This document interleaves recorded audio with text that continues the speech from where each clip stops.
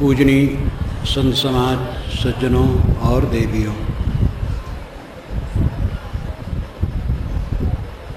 कुछ बात समझने की होती है और कुछ बात समझ करके करने की होती है। पहली बात है कि कुछ बात ऐसी होती है कि हम समझ चाहें तो उसमें करना कुछ नहीं, समझना ही मात्र काफ़ी है। दूसरी बात है समझ के करना पड़ता है।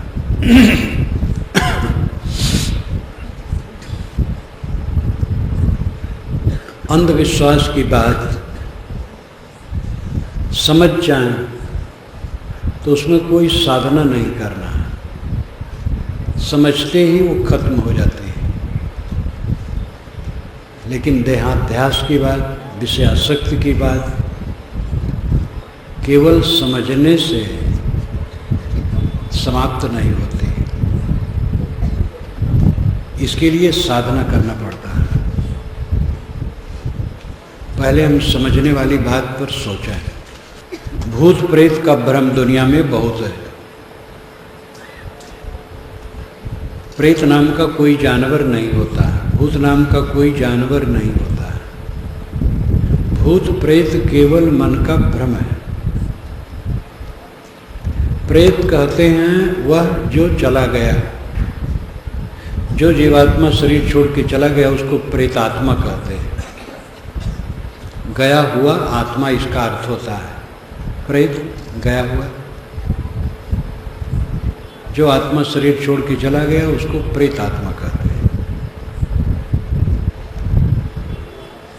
भूत प्रेत की कोई योनि नहीं। भूत कहते बीते हुए समय को, भूत कहते हैं जड़ तत्वों को, भूत कहते हैं सत्य को, भूत कहते हैं लीनता को, भूत कहते हैं अंतमी तत्व को, भूत कहते हैं देहधारी प्राणी को भी। दया भूतेश गीता में आता है, भूतों पर दया, प्राणियों पर दया।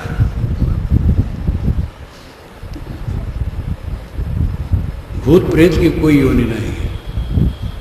लोगों को भूत प्रेत लगते हैं, पढ़े लिखे लोगों को सताते हैं, पढ़े लिखे लोग भी झाड़ फूक करवाते हैं। केवल अंधविश्वास। इसको आप ठीक से समझ जाएं तो भ्रम उड़ जाएगा। मैं भी भूत प्रेत कभी मानता था। कबीर साहब की वाणी मिली, पारक सिद्धांत की रोशनी, सब उड़ गई, कुछ नहीं रहा। भूत प्रेत का भ्रम होता है दृष्टि दोष से। एक बार मैं कलकत्ता में था, बाथरूम से निकला तो लगा कोई पीछे आ रहा है। घुमाया, सिर देखा तो कोई नहीं। फिर चला, फिर लगा पीछे आ रहा है। फिर सिर घुमाया तो कोई नहीं। तो बात ये थी कि स्नान करके अचला ऐसे बांध लिया था और कपड़ा ऐसे लटका था।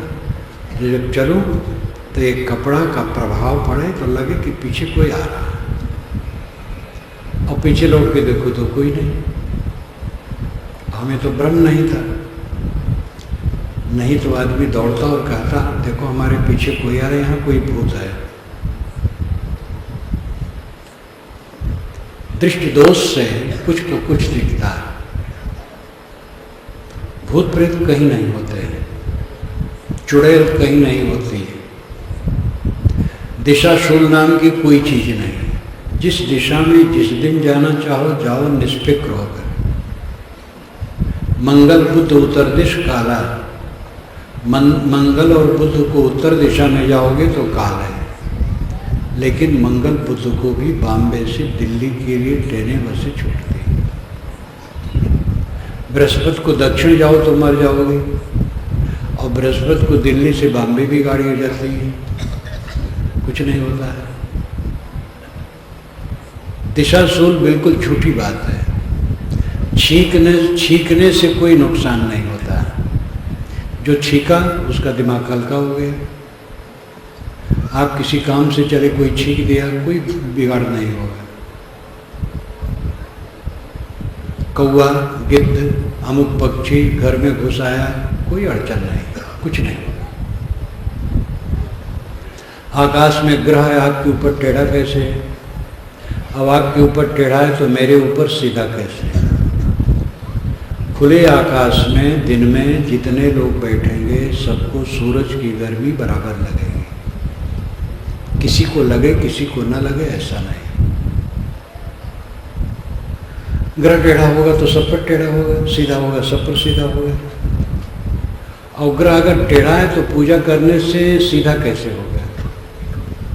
क्या कोई पूजा करके सूरज की गर्मी शांत कर सकता है? पूजा करके तो एक बल्ब भी नहीं बुझा सकते, स्विच ऑफ करना पड़ेगा। ग्रह टेढ़ा है, झूठ। और पूजा करके ग्रह शांत होता है, झूठ। अंग फड़कने से कोई यहाँ लाभ नहीं होता है।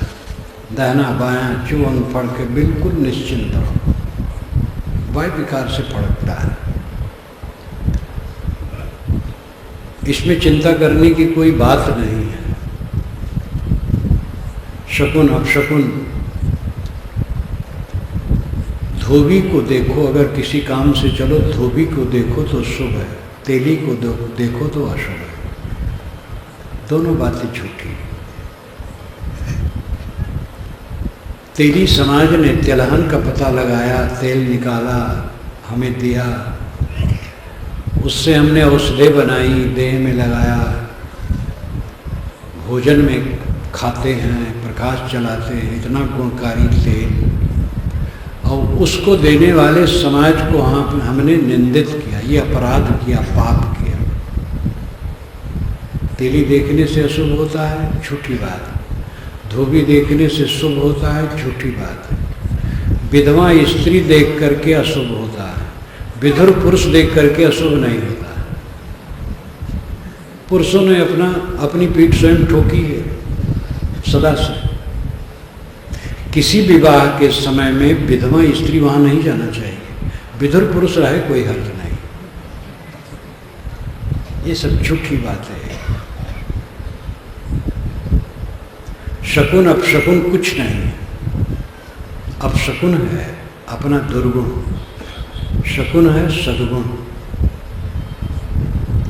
कोई वायव्य शक्ति नहीं है जो आकाश में तैरती हो और आपके ऊपर चढ़ बैठे। जितने देवी देवता हैं सब मनुष्य के दिमाग के कारखाने से निर्मित हुए हैं। सारे देवी देवताओं के निर्माण का कारखाना मनुष्य का मस्तिष्क है। जैसे मनुष्य वैसे अपने देवता का रचना करता है। किसी का देवता मांस खाता है, किसी का देवता मांस नहीं खाता है। वैष्णव का देवता कभी मांस नहीं खाता है, मिठाई खाता है, फल खाता है, मेवे खाता है, मांस कभी नहीं खाता है। और कुछ ऐसे उपासक हैं जिनका देवता मांस खाता है, बकरा खाता है, सूअर नहीं खाता है। और किसी का देवता सूअर का भी और बकरे का भी खाता है, किसी का गाय का नहीं खाता है। किसी का देवता गाय भी खाता है। किसी का देवता मांस तो खाएगा लेकिन शराब नहीं पिएगा, और किसी का देवता मांस शराब सब खाए पिएगा। क्यों? क्योंकि भक्त जैसा खाता पीता वैसा खिलाता है। जब राम चित्रकूट में थे, वही गए थे, टिके थे, और भरत उनको बुलाने गए। तो भरत ने राम से कहा, भैया पिताजी का स्वर्गवास हो गया। तो राम ने झोपड़ी में जाकर के कहा, सीते तेरे ससुर चल बसे। तीनों रोने लगे। सीता आगे करके राम लक्ष्मण चले मंदाकिनी में पिंडदान करने के लिए। राम के जमाने में पिंडदान होता था कि नहीं ये बात अलग है, लेकिन जब रामायण का अंश लिखा गया तब पिंडदान का प्रचलन था, इसलिए पिंडदान लिखा गया। गोस्वामी जी ने ऐसा भी बाजा बजवाया है जो मुसलमानी जमाने में बाजा था, राम के विवाह में बजवा दिया। लेखक अपनी बात ठोक देता है कहीं भी। तो इंगुदी फल का गूदा निकाल करके पिंड बनाया। कौशल्या ने कहा, राजा इस कसैले पिंड को कैसे खाएंगे? विश्वास है कि जब पिंडदान किया जाता है तो मरा हुआ आदमी खाता है। तो राम कहते हैं, यदन्न पुरुषो भवति तदन्नस्तस्य देवता। आदमी का जो भोजन होता है उसका देवता वही तो खाता है। राम फल फूल खाते थे, तो आप क्या दे? पिंडदान, वही फल फूल का दे रहे हैं। यदन्नस पुरुषो हो तदन्नस तस्य देवता। जो अन्न मनुष्य का होता है उसका देवता वही खाता है। सारे देवी देवताओं के निर्माण के कारखाने मनुष्य के मस्तिष्क हैं।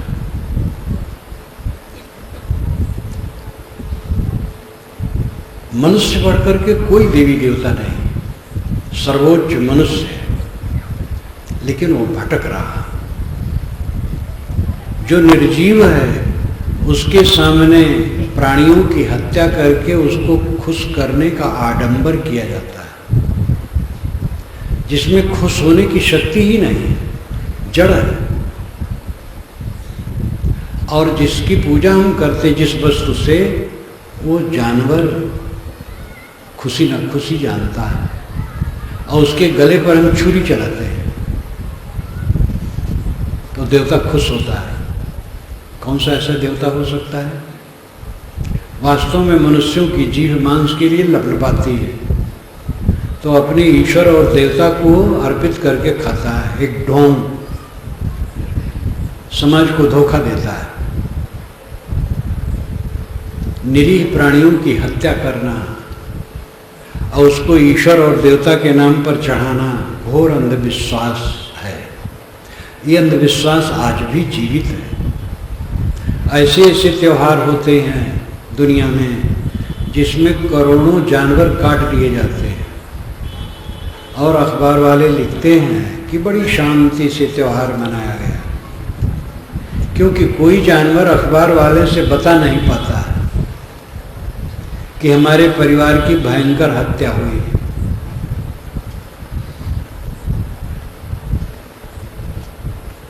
देवी देवता मनुष्य बढ़ करके कोई नहीं। वैसे दैव कहते हैं अपने कर्म के फल को। दैव का अर्थ दैववशात अपने कर्म प्रारब्धानुसार सुख दुख होता है। कोई देव, कोई देवता, कोई शैतान आकाश में नहीं घूम रहा है जो आपको सुख और दुख दे। अपने देवत्व को समझो। पंडितों ने भी ये लिखा, आपस देवा मनुष्याम दिव्य देवा मनीषाम बालानाम काष्ठलोष्टेषु बुधस्य आत्मनि देवता। आपस देवा मनुष्याम, सामान्य मनुष्य का देवता जल है। गंगा जमुना इत्यादि में लोग नहाते रहते हैं मुक्ति के लिए। सामान्य लोग जल को देवता मानते हैं। आपस देवा मनुष्याणाम दिव्य देवा मनीषाम। विद्वान लोग चांद सितारे को देवता मानते हैं। बाला नाम काष्ठलोष्टेषु, बाल बुद्धि वाले काष्ठ और मिट्टी इत्यादि की पिंडियों को देवता मानते हैं। लेकिन बुधस्य आत्मनि देवता, विवेकवान आत्मा को देवता मानता है। सारे देवताओं की रचना करने वाले आप हैं। मनुष्य कहता मैं तो तुच्छ हूं। अगर आप तुच्छ हैं तो श्रेष्ठ कौन है? आपने ये जाना है कि पानी का स्रोत जमीन में है, और तेल का स्रोत है, पेट्रोल का स्रोत है, रत्नों की खान जमीन में है, पत्थरों की खान, चूने की खान। लेकिन ज्ञान विज्ञान की खान अथवा स्रोत पृथ्वी में कहीं नहीं है। ज्ञान विज्ञान की खान और स्रोत मनुष्य। दुनिया में जितने ईश्वर के रूप गढ़े गए हैं मनुष्य के गढ़े हुए हैं, और जितने देवता के रूप गढ़े गए हैं मनुष्य के गढ़े हुए हैं। जितना ज्ञान विज्ञान है मनुष्य का दिया हुआ है।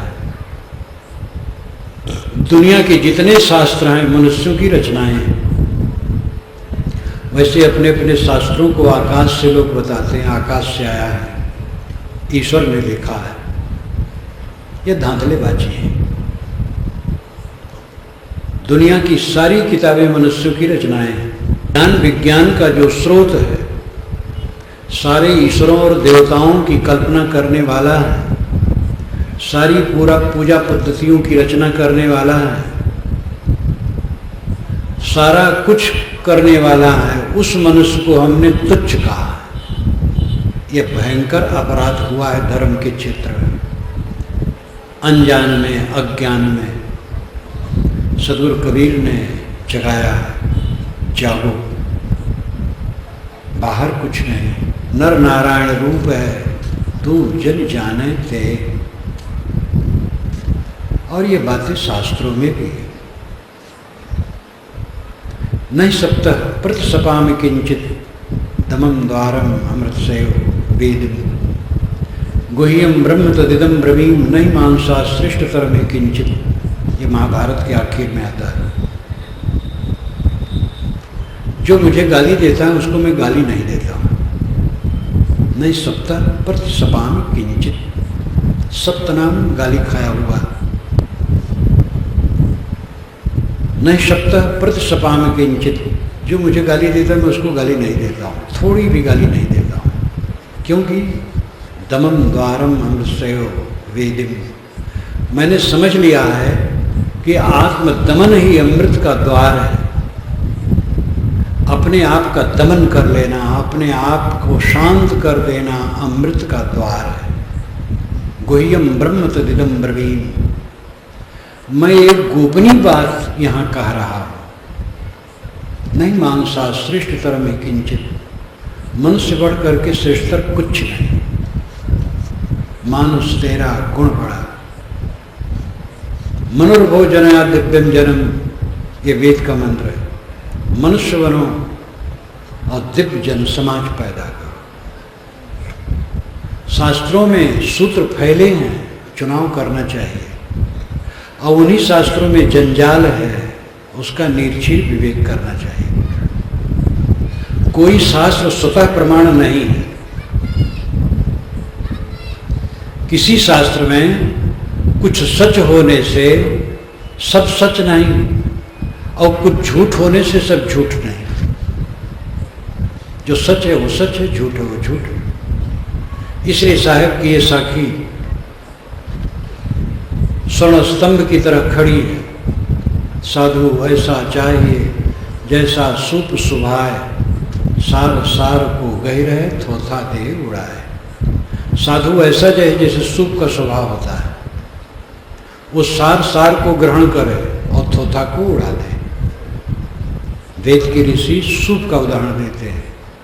सत्य में उचित नापनंतो यत्र धीरा मनसा वाचम कृत, अत्रा सखाया सख्यान जानते भद्रेशाम लक्ष्मी नेतादिवाज।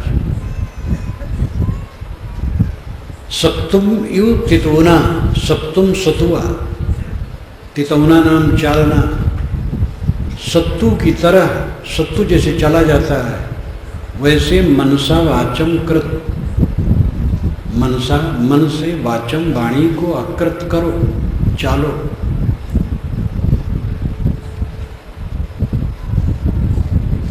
कोई वाणी है, सब वाणी आदरणीय है।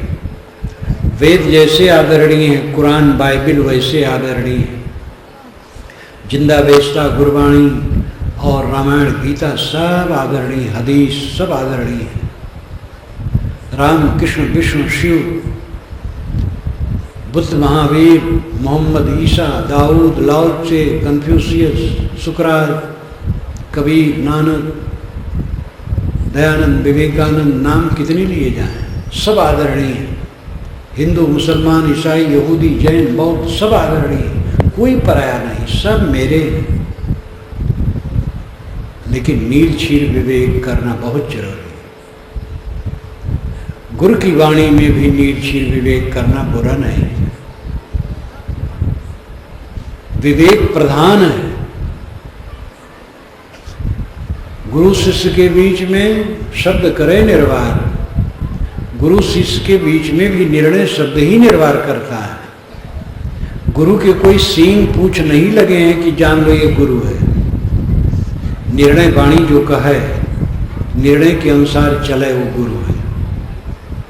सब पर न्याय है, किसी को छूट नहीं है। इन बातों को समझना चाहिए। पारक सिद्धांत के पुस्तकों को आप पढ़ें तो ये सब कलई खुल जाती है।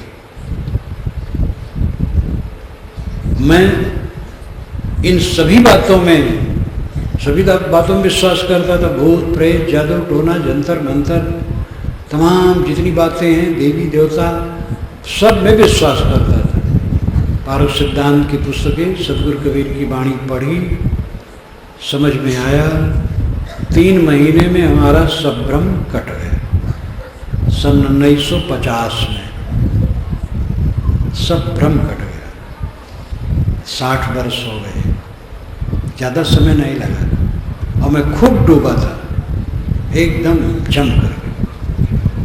उस अवस्था में 17 वर्ष और पहले से 14 वर्ष से ही खूब लग गया था उपासना में। मेरी उंगलियों में गट्ठे पड़ गए थे माला फेरते फेरते। राम नाम जप, ओम नमः शिवाय जप, गायत्री जप, ओम नमो भगवते वासुदेवाय जप, 4 जप हमारे चलते थे। और उसी बीच में हमें निर्मल सत्य ज्ञान प्रभाकर मिला, जिसकी अब टीका कर दी गई है, और बीजक त्रिज्या मिली। 3 महीने में हमारा सब भ्रम कट गया। पारक सिद्धांत ऐसा सही निर्णय देता है जिसमें कोई गुंजाइश नहीं अंधविश्वास है। ये सब जानने की बातें हैं, समझ लो। ईश्वर कहीं बाहर है, मिलेगा, ईश्वर के दर्शन होते हैं, ये भ्रम है। दर्शन दृश्य के होते हैं, दृश्य जड़ होता है। ये बात वैदिक साहित्य में भी है।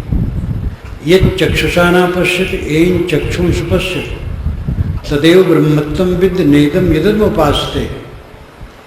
यत् चक्षुषा न पश्यति, जिसको आंखें नहीं देखती, येन चक्षुष पश्यति, किंतु जिसके द्वारा आंखें देखती हैं, तदेव ब्रह्मत्वं विद्य, उसे ही तो ब्रह्म जान। नेदम यदमुपास्ते, न इदम, न कि यह जो तुम उपासना कर रहे हो आंखों से देख करके, वो ब्रह्म नहीं। आंखों से तो देखा जाता है रूप। गोस्वामी जी पूरे मानस में है, किसी आगंतुक को जब वो राम से मिलने आया है तो श्री राम की सुंदरता में उसको मोहा दिया है।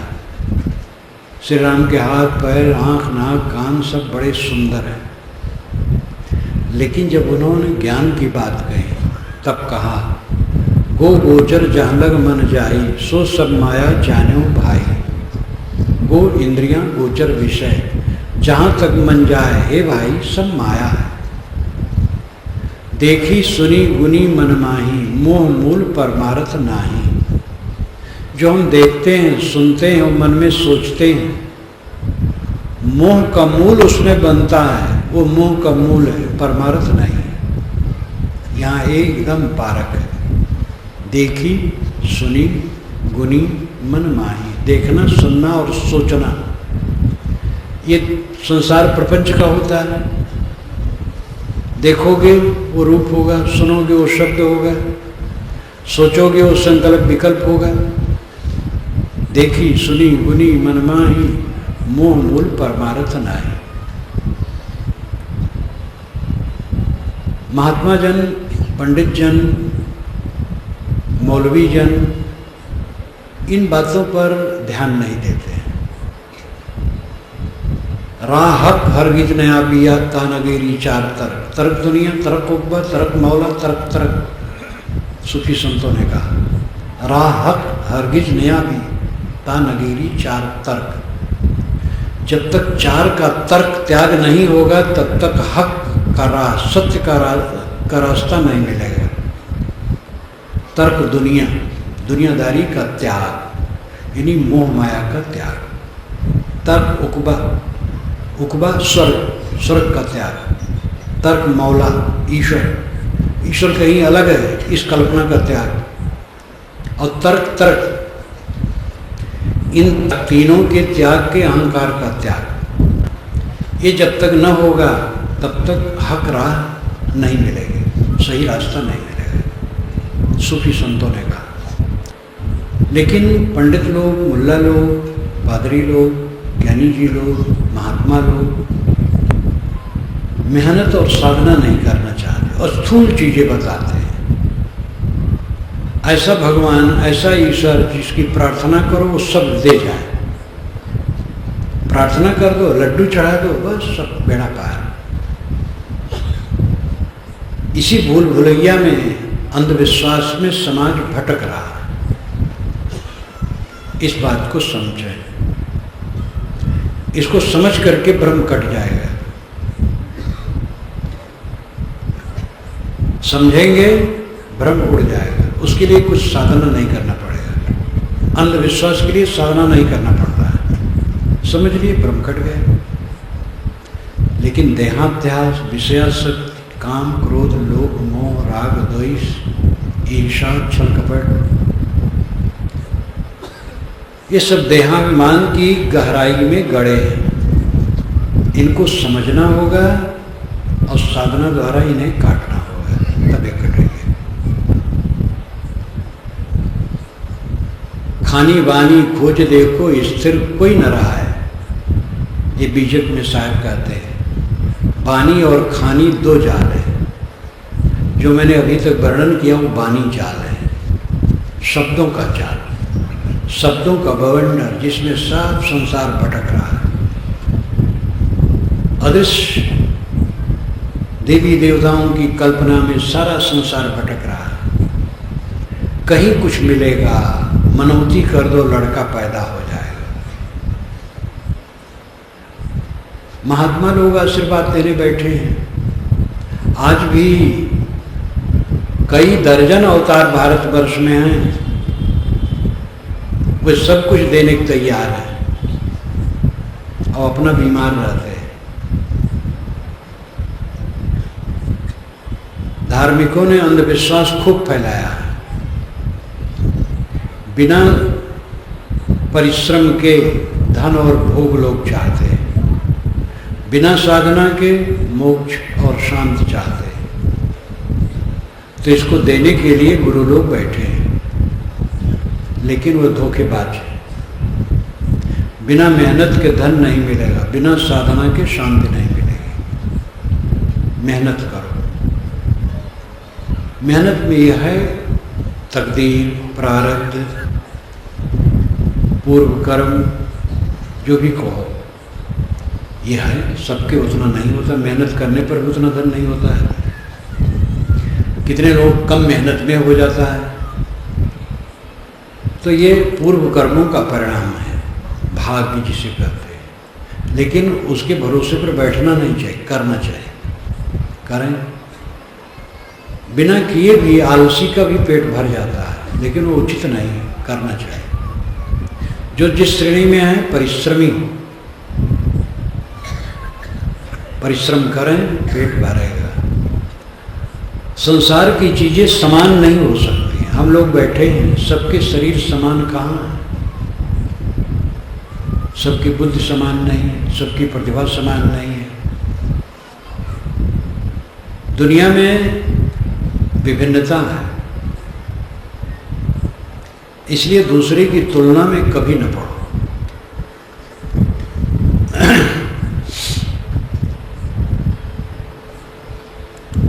दूसरे की जैसे पुत्र हमें हो जाए, दूसरे की पत्नी जैसी पत्नी हो जाए, दूसरे पुरुष जैसा मेरा पति हो जाए, दूसरे मकान जैसा मेरा मकान हो जाए, दूसरे प्रसिद्ध गुरु की तरह मैं प्रसिद्ध हो जाऊं, ये सब पागलपन है, दिखावा है। इसमें क्या धरा है?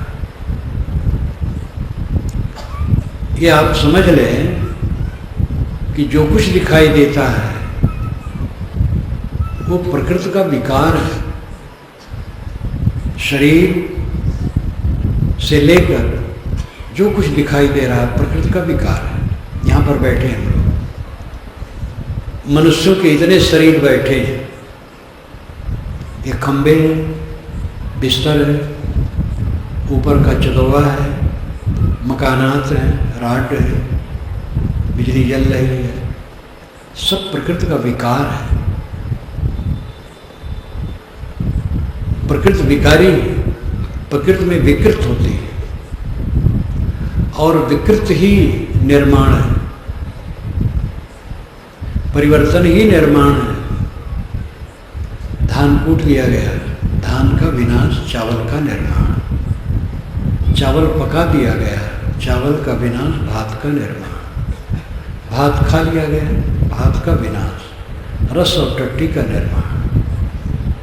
ऐसे वो चलता रहता है। अवंत में सारी निर्मित वस्तुएं अपने कारण समूह में लीन हो जाती हैं,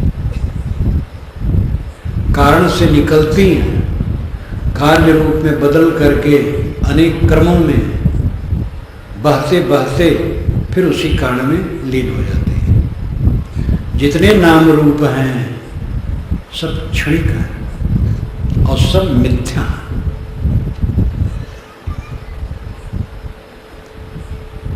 एक मिथ्या वह है जो कभी न हो, एक मिथ्या वह है जो अभी हो फिर न हो। खरगोश के सींग कभी नहीं होते, मनुष्य की हथेली में बाल कभी नहीं होते, आकाश में फूल कभी नहीं होते। ये एक झूठ है, मिथ्या है। और दूसरा, मेरा शरीर है लेकिन नहीं रहेगा, इसलिए ये भी मिथ्या है। अभी तो है लेकिन फिर नहीं रहेगा, ये भी मिथ्या है। आदावंते जिन्नास वर्तमाने तथा, जो आदि में नहीं है, अंत में नहीं है, वर्तमान में भी मानो वैसे ही कि नहीं है। हमारे माता पिताओं का जीवन कहाँ है, उनकी चीज़ें कहाँ हैं उनके पास। हमारे गुरु जी का कहाँ है, हमारे गुरु जी का आश्रम उनके साथ कहाँ। हम लोग उनके बच्चे हैं, उनके साथ कहाँ, किसके साथ कौन है। थोड़ा दिन का झमेला, सारी निर्मित वस्तुएं प्रकृति के विकार हैं, नाम रूप अंत में मिथ्या। मेरी इस लाश का नाम अभिलाष है, गुरु जी ने रखा है अभिलाष। अभिलाष कोई वस्तु है ही नहीं। मुख से कहा जाए तो एक हवा का झोंका है, कागज पर लिखा जाए तो एक स्याही का चिन्ह है। अभिलाष खोजते खोजते कुछ कोई वस्तु मिलेगी नहीं। अब आजकल में ये शरीर मिट्टी में लीन हो जाएगा। इसी के आधार में आप सारे नामों को समझ सकते हैं। घड़ी, लाउडस्पीकर, दूसरे मनुष्य, बैल घोड़े गधे, घास फूस, कुछ भी लो, जितने निर्मित पदार्थ हैं सबके रूप भी गल जाएंगे और नाम तो नाम है, काम के लिए रखा है और कुछ नहीं। हम मोहते किसमें हैं? नाम रूप में। हमारा नाम चले, महत्व का है। आपका नाम है ही नहीं। अभिलाष मेरा नाम नहीं, मेरा तो मेरी वास्तविकता अनाम है, शुद्ध चेतन। और शुद्ध चेतन में अहंकार नहीं हो सकता है। वो व्यक्तिकरण में तब अहंकार होता है। जैसे सामान्य जमीन में अहंकार नहीं होता है, मिट्टी में, लेकिन मिट्टी से पदार्थ बना लिया जाए तब उसमें मोह होता है। निर्मित वस्तुओं में मोह होता है और उसी में नाम और रूप आते हैं। जितने नाम रूप हैं रचना के बाद उपस्थित होते हैं और परिवर्तित होकर के अपने कारण में चले जाते हैं। रात दिन यही हो रहा है। जिसमें हम प्रलुब्ध हैं वो कुछ नहीं। कितना धोखा है जीवन में। इस धोखा को जो समझता है वो अनासक्त हो जाता है, वो अपने स्वरूप में स्थित होता है। स्वरूप स्थित, ये बात पारक सिद्धांत मानता, वेदांत मानता है, वैष्णव भी मानते हैं। गोस्वामी जी ने कहा जीव पाओ निज सहज स्वरूपा। जीव निज सहज स्वरूप को पा जाता है, पर स्वरूप नहीं कहा, निज सहज स्वरूपा। कर्म की हुए स्वरूप ही चीने। स्वरूप को पहचान लेने पर क्या वो कर्म बंधन फिर बनेंगे? नहीं बनेंगे। कर्म की हुई स्वरूप ही चीने। स्वरूप को चीन लिया, अपनी सत्ता महत्ता को समझ लिया तो कर्म बंधन कट गए। मैं शुद्ध निर्विकार निर्मल रंग रूप आकृत विहीन चेतन मात्र हूँ, ये भाव आ गया, इस भाव में स्थित हो गया। अभिलाष को कोई गाली दे, मेरा क्या नुकसान हो? अभिलाष कुछ है ही नहीं, कहाँ नुकसान है, क्या अपमान है? कर्म की होई स्वरूप ही छीने। निज सुख बिन मन होई के थीरा। निज सुख के बिना कहीं मन स्थिर होता है। ये सब गोस्वामी जी के वचन है, जो सगुण उपासना में लोगों को कस के जोड़े कि भगवान राम को पाओ। कोई महापुरुष को हम नहीं पा सकते। ऐसे कबीरपंथी कम नहीं जो कबीर साहब से मिलना चाहते हैं। भावुक एक कबीरपंथी ने तो मुझसे कहा कि साहब मैं कबीर साहब का दर्शन किया, तो मैंने कहा मैं तो तुम्हारा दर्शन पाके कृतार्थ हो गए। तो मेरे ऊपर वो गुस्सा कर लिया। पुरानी घटना है, वो बूढ़ा था, मैं जवान था। तो बूढ़ा गृहस्थ भी जवान साधु पर गुस्सा करने का अधिकारी है।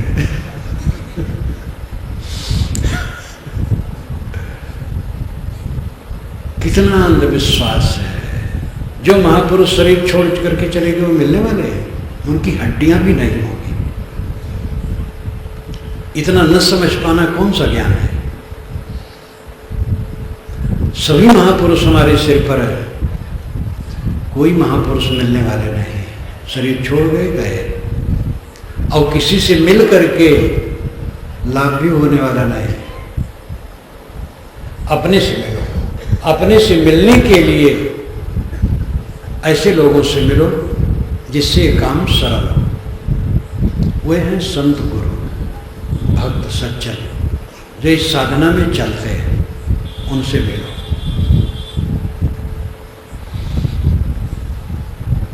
जो देहाभिमान है इसके लिए साधना करना पड़ेगा। देहाभिमान सारे अनर्थों की जड़ है। देह मैं हूं, देह मेरी है, ये झूठ है। नानक यह तन मिथ्या जानो, या तन में जो राम रहत है ताको साँच पिछानो। इस शरीर में राम रहता है, उसको समझो। नानक साहब कहते हैं शरीर को मिथ्या समझो। शरीर मिथ्या है, थोड़े दिन के लिए है। इसमें रह करके हमारी यही सफलता है कि सारा राग खत्म हो जाए, खाने की इच्छा समाप्त हो जाए, तब खाने में सफलता है। खाने की इच्छा बढ़ रही है तो खाने की सफलता नहीं। देखने की सफलता है, देखने की इच्छा मिट जाए। पाने की सफलता है, पाने की इच्छा मिट जाए। सारी इच्छाओं का मिटना जीवन की ऊंचाई है। जिस समय कोई इच्छा हमारे मन में नहीं रहती, हम परमानंदमय होते हैं। इसके लिए साधना की जरूरत है। ज्ञान के ग्रंथों को पढ़ो। साधना और ज्ञान में रमने वाले संत भक्त गुरुजनों से मिलो, उनसे राय लो और स्वयं अभ्यास करो। ये देह बहुत देर रहने वाली नहीं है, जल्दी से खत्म हो जाती है। आश्चर्य यह है कि दूसरे को मरते हम देखते हैं, लेकिन अपने शरीर को हम सदा रखना चाहते हैं। यक्ष ने प्रश्न किया था,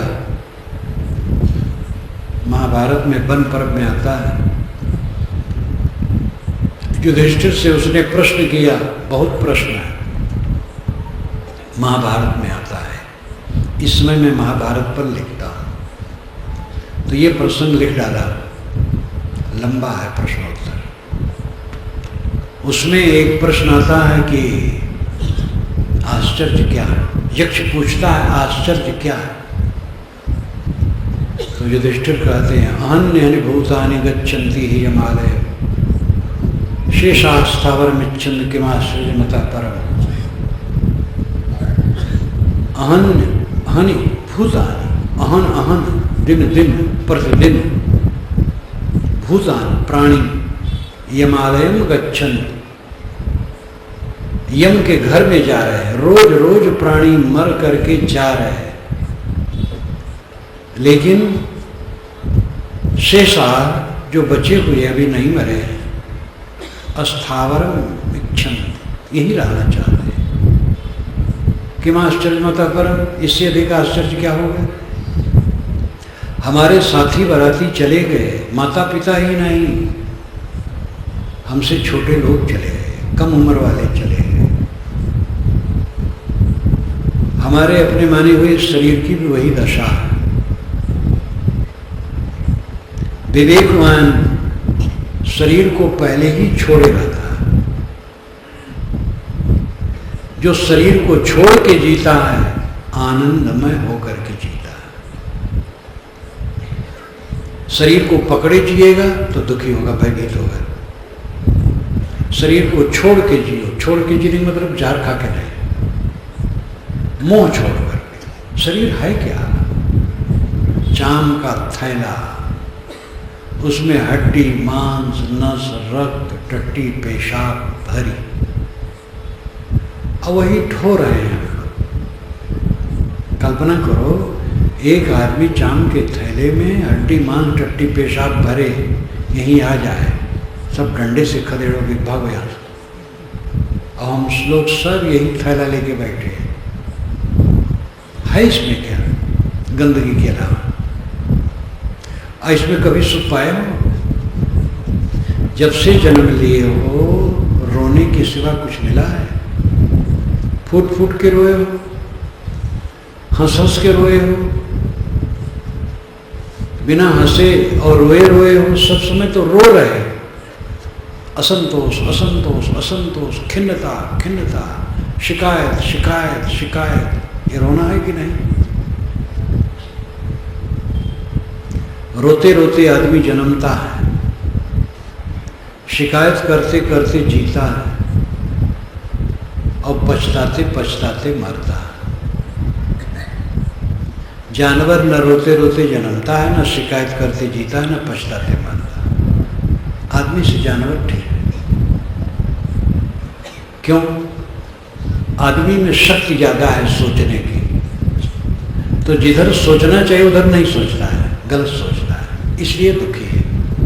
कल्याण की भूमिका मनुष्य शरीर में ही है। बैल कल्याण नहीं कर सकता, ज़्यादा सोच नहीं पाता है। ज़्यादा सोच नहीं पाता इसलिए झंझट में भी नहीं है। हम लोग ज़्यादा सोचते थे, झंझट में हैं।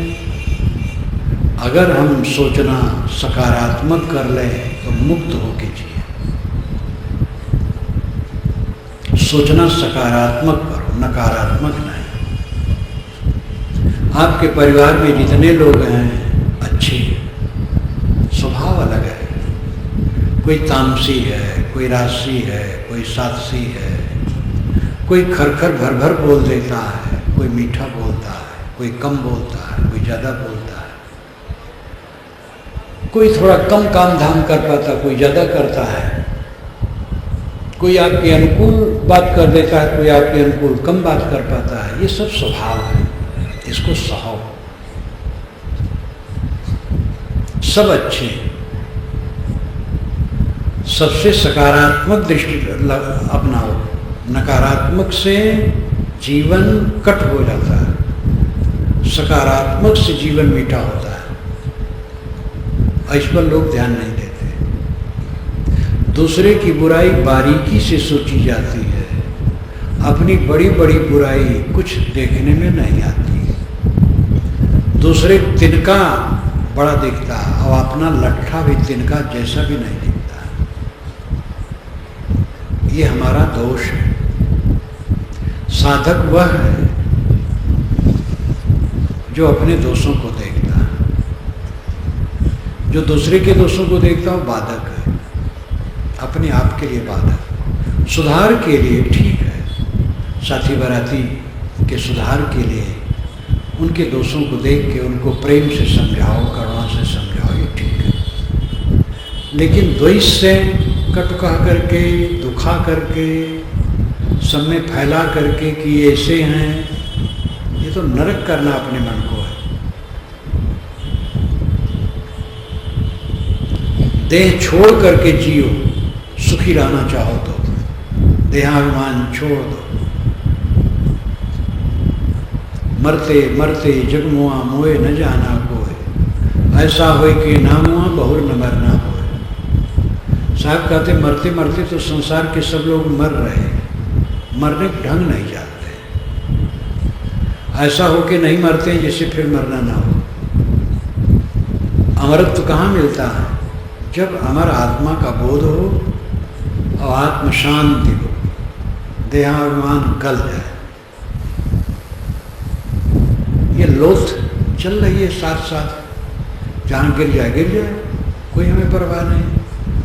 बिस्तर पर, सड़क पर, ट्रेन में, बस में, हवाई जहाज में, आग में, पानी में, नाले में, पर्वत पर, जहाँ भाई गिर जाए। हमारा क्या नुकसान है? सब प्रकृति का विकार है, इसमें कोई मेरी वस्तु है ही नहीं। यद दृष्टम तन्नष्टम, जो दिखाई देता सब नाशवान। ये बोध आना चाहिए। और साधना का पक्ष है सहना। काम का विकार आए, सह लो, उसमें बहो ना। गृहस्थ के लिए 1-2 संतान के लिए जरूरी है, बस एक कहो तो और अच्छा है, 2 नहीं, क्योंकि जनसंख्या बढ़ गई है। और अपने को उसमें गला गला करके क्या पाते हैं? एक मिथ्या आकर्षण, फिर सत्यहत होना, मलिन होना, पश्चाताप करना, क्षीण होना, क्या पाते हो? आत्म तेज नष्ट करते हो, संयम नष्ट होता है। इसलिए संयमी बनो। काम वासनाएं उसको सह लो, सक्रिय मन पड़ो। क्रोध आए उसको सह लो, क्रोध वाली बात न कहो, न करो। जो मन में आकर्षण आए उसको सह लो, ऐसे करो ना। जब पूरी विजय हो जाएगी तो ये सब आएंगे ही नहीं, सब मर जाएंगे, सारे विकार मर जाएंगे। जीवन का सच्चा आनंद है निर्मल मन निरंतर रहना। मन में कोई मैल नहीं। कौन बैरी है, कौन मित्र? मित्र सब है। कौन बैरी है? यहाँ कौन पराया? किसके साथ कौन है? बस दिखावा है, 4 दिन का केवल दिखावा है। देखते देखते सब खो जाना है। ये बात समझ में आती है, लेकिन ये हर समय समझ में रहे तब कल्याण होगा। कभी ज्ञान की पुस्तक पढ़ी, संतों की वाणी सुनी, किसी की मौत में गए, उसके दाह संस्कार में, तब ये बात याद आई तो इतने से काम नहीं बनेगा। साधना द्वारा इसको एक रस बनाना होगा। जुगनू की तरह चमक चमक करके कहीं काम बनेगा? हमारे मन में ये ज्ञान की धारा निरंतर बहे, उठत बैठत कबहु न छूटे ऐसी तारी लागी। सदगुरु कबीर कहते, उठत बैठत कबहु न छूटे ऐसी तारी लागी। तारी नाम ध्यान। ऐसा ध्यान लगा कि उठते बैठते कभी छूट नहीं रहा। निरंतर अनुराग। इन देवियों को जब पहला बच्चा होता है, कितना मोह उसके लिए, सभी बच्चों के लिए होता है, लेकिन पहला उठा लड़का, हरदम उसका मन उसी में रहता है। गाय को देखो, उसका मन बछड़े में रहता है। उसके बछड़े के पास कोई जाए तो गाय मारने दौड़ेगी। ये निरंतर ध्यान है। जिसको अनुराग है, अनुराग जे निज रूप सो जगते विलक्षण देखिए, संतोष सम शीतल सदा दंदेवंत न पेखिए, निर्मल निरामय एक रस्ते हर शोक न व्यापई, त्रैलोक पावन सो सदा जाकी दशा ऐसी भाई। ये गोस्वामी जी ने विनय पत्रिका में लिखा है। एक लंबा पद है, उसकी एक कड़ी है। अनुराग जे निज रूप, एक बिल्कुल पारक वचन है। अनुराग जे निज रूप सो जगते विलक्षण देखिए। जिनको निज रूप से अनुराग है, आत्मा से अनुराग है, वो जगत से विलक्षण रहता है। संतोषम शीतल सदा दंदेवंत न फेंकिए, वो संतोषी होता, सम होता है, शांत शीतल होता है, अपने पर संयम रखता है, देहाभिमानी नहीं होता है। निर्मल निरामय एक रस्ते हर श्लोक न व्यापी, उसका मन निर्मल होता है। निरामय निरोग, मन निरोग होता है। एक रस, उसको हर शोक नहीं व्यापता है। त्रैलोक पावन सो सदा जाकी दशा ऐसी वही। ऐसी दशा जिसकी हो गई वो तीनों लोक का पावन है। भारतीय परंपरा में तीन लोक समग्रता का बोधक है। विदेशों में भी ये विद्वानों ने कहा है। लाओत्से ने चीन में जो आश्रय जरदस्पूर्व हुए धरती और स्वर्ग कहा, 2 या 3 कह करके पूरी दुनिया में पुराने ग्रंथों में बातें हैं। 3 लोक, 3 हो लोक प्रसिद्ध कबीरा, रविदास ने गाया। कबीर तीनों लोक में प्रसिद्ध है। तीनों लोक का अर्थ है व्यापकता, चारों तरफ फैला हुआ। तो त्रैलोक्य पावन सो सदा जाकी दशा ऐसी भाई, जिसका मन निर्मल है, जो आत्मसंतुष्ट है, तृप्त है, सदैव ध्यान में है, ऐसी तारी लागी। साधना पर जोर दो। आप लोग समय निकालो, 24 घंटे में 1 घंटा जरूर निकालो, चाहे 2 बार में निकालो, आधा घंटा। ज्ञान के ग्रंथ पढ़ो। कैसेट सीडी का तो कैसेट उड़ गई, सीडी पुराने कैसेट जिसके पास है वो कैसेट से नहीं, सीडी से ज्ञान के प्रवचन सुनो, ज्ञान के ग्रंथ पढ़ो, और जो सुने और पढ़े हो उसके अनुसार अभ्यास करो। मन का निग्रह, विकारों का त्याग, अपने दोषों को देखना, अपनी बुराइयों को निकालना। दूसरे की बुराई हमें तकलीफ नहीं देगी, हमारी बुराई हमें तकलीफ देगी। दूसरा कोई हमें गाली दे, कोई हमारा नुकसान नहीं होगा। हमें पूरा सहना चाहिए। सह के देखो, अमृत हो जाओगे। अपने परिवार में रहते रहते देखो, जितने परिवार के लोग हैं, उल्टा पलटा जो कह दे आप सह लो, बस सहते जाओ। देखो कितना आनंद आएगा, कितनी तृप्ति मिलेगी। वे लोग भी समझ पाएंगे तो बदलेंगे। अब आपका तो परम कल्याण होगा। सह लेना, क्षमा करना, गम खाना, संतोष करना, अंतर्मुख होना, ये काम करो। आत्मा निर्मल है, स्वभाव से निर्मल है। हम तो उसमें विक्षेप डाल डाल करके उद्वेग पैदा करते हैं। क्रोध में हम कब तक रह सकते हैं? एक क्षण के लिए क्रोध आता है, नरक हो जाता है।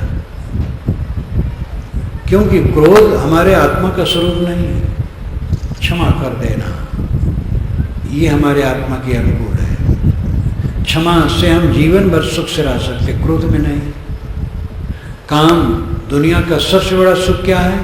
काम, वासना, स्त्री पुरुष का सम्मिलन वाला काम। अब वो थोड़े समय में आदमी बिहबल, अशांत, मलिन, पश्चाताप में डूबा, क्षीण, उसमें कब तक रहोगे?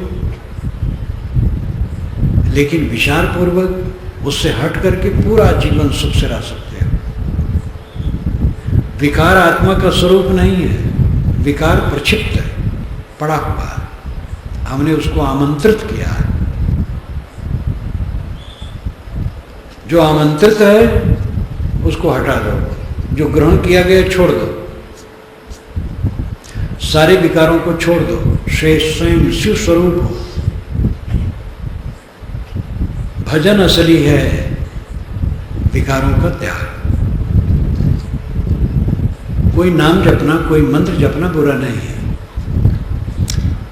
वेद का मंत्र, कुरान की आयतें, बाइबल की वाणी, गुरवाली की वाणी,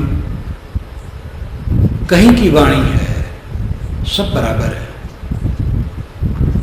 कोई नाम हो, अल्लाह नाम हो, राम नाम हो, शिव नाम हो, सब बराबर है। जहाँ जिसकी निष्ठा हो जपे और उससे कुछ सात्विकता मिलेगी, अच्छा है। लेकिन ये सब हल्के फुल्के साधन हैं, इनसे बेड़ा पार नहीं होगा। बेड़ा पार होगा मन के विकारों को जलाने से। क्रोध, काम, द्वेष, ईर्ष्या, चिंता, उद्वेग,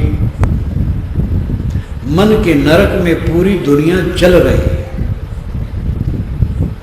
ये मन का नरक मिटाना होगा। मन का नरक ही मनोविकार है,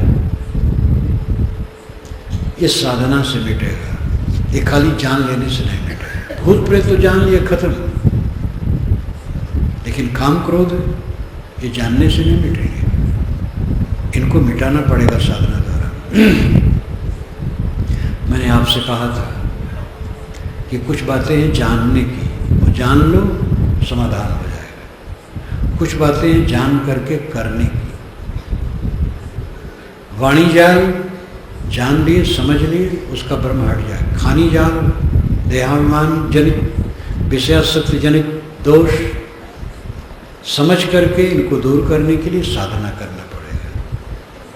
और एक ही रास्ता और दूसरा रास्ता, सस्ते रास्ते मत पड़िए। आज, कल, 10 जन्म के बाद, 1000 जन्म के बाद परम शांत, परमानंद तभी मिलेगा जब हम सारे विकारों को छोड़ करके आत्म संतोष में जिएंगे।